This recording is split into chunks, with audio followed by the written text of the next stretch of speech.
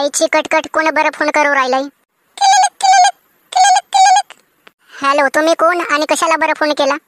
हा हो, मी बोलते, तुमची बायको.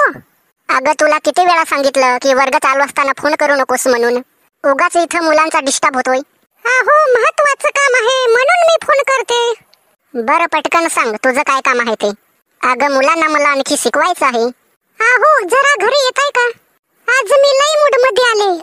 अगं तुला काही लाज शरम आहे की नाही? रात्री तू काय करतेस बरं?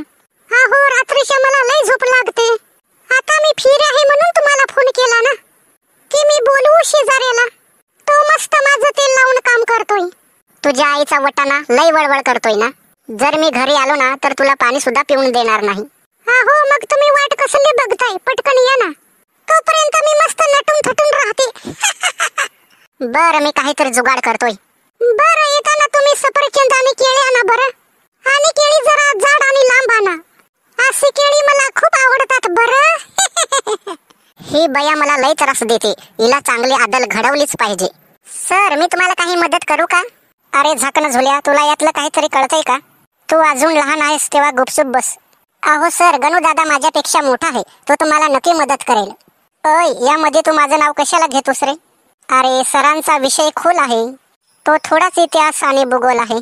तेव्हा आपण दोघे शांत बसूया, नाहीतर सर आपल्याला चांगलं बदलतील आणि आपला कोंबडा बनवतील. बरं तू जसं म्हणशील तसं. बरं झालं का तुमचं बोलून? आता इकडे लक्ष द्या. मी तुम्हाला आज जास्त काही शिकवणार नाही, कारण आज माझी तब्येत बिघडलेली आहे. तेव्हा फक्त मी तुमची हजेरी घेतो आणि जातो घरी. तेव्हा तुम्ही दंगा मस्करी जास्त करू नका. आणि हो, दुसरे शिक्षक येईपर्यंत तुम्ही शांत बसा. बरं आता हजेरी घेतो. आकाश ढेपणे सर, तो आज नाही आला कारण त्याचं पोट दुखतंय. बरं हरकत नाही. रेशमा डोकमाने सर, ती पण सुट्टीवर आहे कारण तिला आज कुत्रं चावलंय, म्हणून तिच्या वडिलांनी तिला दवाखान्यात नेलंय.